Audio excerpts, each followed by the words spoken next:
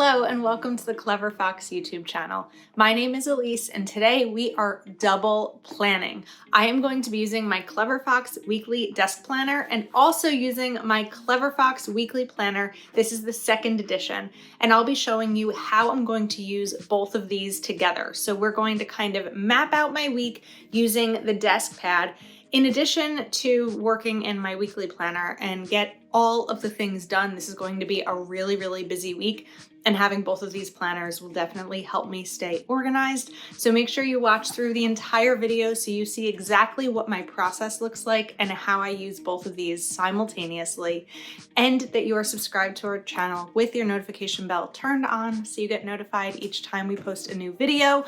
Let's get started. All right, so I have both my planner and my weekly notepad out here. And the first thing I'm going to do is show you my June overview, now that I realize I did not write June in here.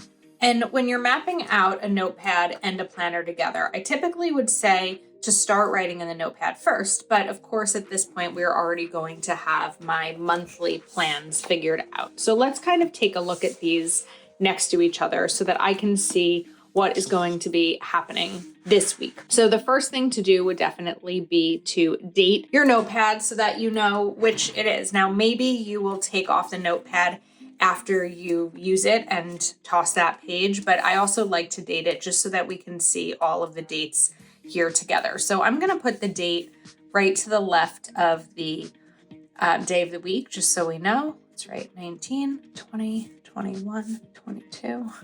Okay, now I can take my plans directly from my monthly page and put them into my notepad. So when I'm looking over at the 20th, I know that I have a bill due. So let's write the bills maybe down at the bottom here. I also have a bill due on the 22nd. I have an appointment on the 23rd. And then the week is open, except Monday, we have payday. And Monday's big plans are going to be closing day on the house I'm purchasing. That's not in my monthly, but that's in here. So even though I'm closing on the 19th, that's not actually when I'm going to be moving. So that's more of that will come in terms of my monthly goals. Now we can kind of take a look at the weekly goals. So week's main goal is going to be close on house and prep to move. Little exclamation points because it is exciting. Now priorities are going to be cashier's check for closing, hire movers, buy paint. So I'll be moving about 10 days after closing, and in that meantime frame, I'm going to be painting a couple of rooms, so I need to buy paint, and we're going to hire movers for the actual moving day. The cashier's check is something that I will need here.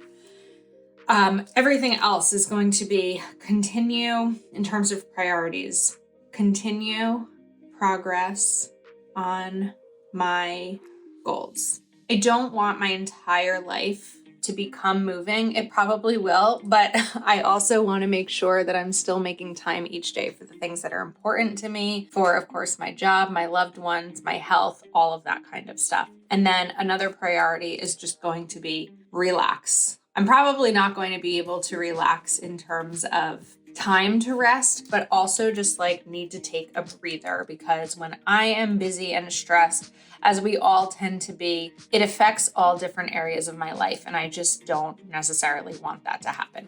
Now that I know what my priorities are, we can start to map out some of the to-dos of the week, and we can also map out the habits. So let's write the habits down first. What I really like about this habit tracker here is that there's a goal. So if my goal is to read 30 minutes, let's write 5 days. Then we can write how many we ended up achieving. Because sometimes you have a habit that may not be something you want to do every single day, but you may want to do it more than just once a week. And this is a great place to be able to list out that goal. Then we're going to need to drink a lot of water, right? H2O. This goal is going to be 7 days a week. Now, we're going to need to pack daily. I can't pack up my entire apartment in one day. This is going to be like an everyday kind of thing. And this will definitely be a 7 because this is a top priority. We're going to even write important, our little abbreviation for important there as the top priority.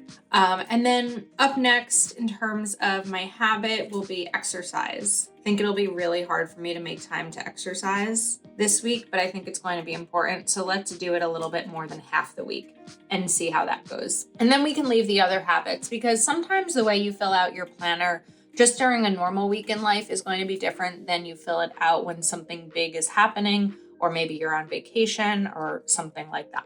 All right, now we have this space here. So what I'm also going to do is map out each day of what I'm going to start to prepare to move. So when I'm thinking about different areas of my home, as it's early on in the process before I get to the end where I'm actually going to be moving, it'll be the things that I don't necessarily need to touch every day. Like I can't pack my kitchen fully because I'm going to need to use my kitchen.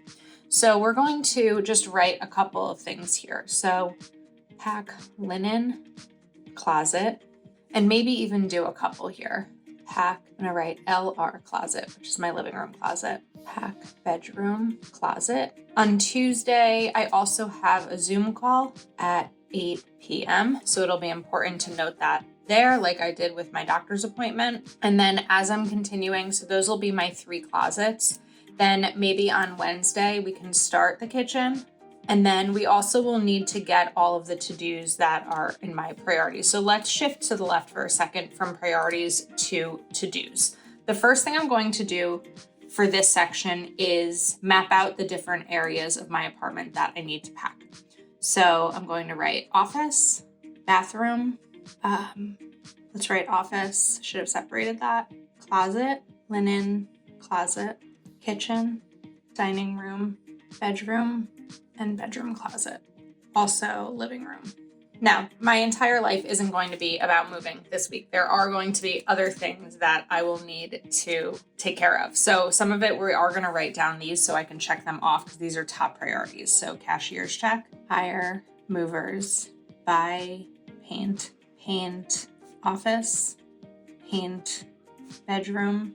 And then for my doctor's appointment on Friday, I'm going to need to confirm insurance info. Okay, so now I have all of my to-dos, even though it's a little bit sloped, as I sometimes am as well.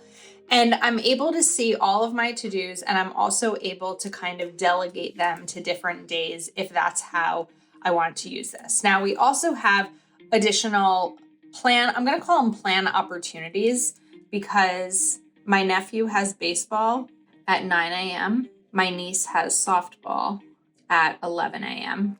And then Sunday. And the reason I'm calling them opportunities is because I don't know that I'm going to go. Oh, that's next week. Oh, we didn't need the 26th here. Sorry, that took me a second to figure out why that didn't quite work. Okay. We put these on the wrong day, which sometimes happens. I'm using correction tape here to fix this. Now we need to swap these. So let's write baseball. I love the next week section to be able to map that out. 9 a.m. softball. Now we will use this correction tape one more time for soccer. Now soccer happens to be at 9 a.m. on Sunday, so I don't have to change that. But there's 2 soccer games. So we'll write soccer and then soccer 2 p.m. All right, now Friday, after my doctor's appointment, I should have adjusted the order of these, but we're just going to, this is really not necessarily the place to plan out every hour of every day, but it's the place to note everything so that you know what's coming when. That's going to be how this will be the most helpful for you. And if you wanted to, you could even just put a little like checklist here so that as you've paid something, you can check it off if you want these as checklist type events. Okay, next week is going to be moving. Now that we have the big things and everything that's kind of in my brain in terms of my weekly plans, what we're going to do is rip this sheet off. It's so nice to be able to do that sometimes. And we are going to move into the weekly plans, kind of using this as a frame of reference. So let's get this set, and we are starting with the 19th. We'll date it right this time. And I like to use the weekly notepad as a place to kind of brainstorm, and then this is where the real plans happen. So the first thing I'm going to do is the habit tracker. So let's move that info over. Drink, let's just write H2O here just because of space, pack in all caps, and exercise. Now we can also move the priorities over. And this is how you would use both of these at the same time, right? Which is the goal of sharing this video with you today, is the way to be able to use it so it doesn't necessarily feel like duplicate planners. I mean, there are going to be things that are in both of these, but as the week goes on, we may not use this as much. This could be the space that you sort of get everything set up and brainstorm, and the planner is where the plans actually happen. We need to buy paint. Okay, as the big priorities. Now, this week's main goal, we're going to do close on house, and the reward, if achieved, I'll be a homeowner. As a planner content creator, it's so much fun to be able to share with you these steps in my life because you've been with me for a while here. We've been together for a long time and you've seen these changes happen. So it's really a lot of fun to share them. Okay, now let's put in here the other plans that we know of. So I'm going to take a payday sticker and we'll put this down because again, the goal is moving things from the weekly notepad into the actual planner. And then we have some bills that are due as well. So I'm going to take these stickers and we have on Tuesday a bill due and Thursday bill is due. So Tuesday is Verizon, Thursday is a credit card. Now I am going to take an appointment sticker and we're going to put that down for Friday's doctor's appointment and also the Zoom call. So that doesn't necessarily need a full-blown appointment sticker.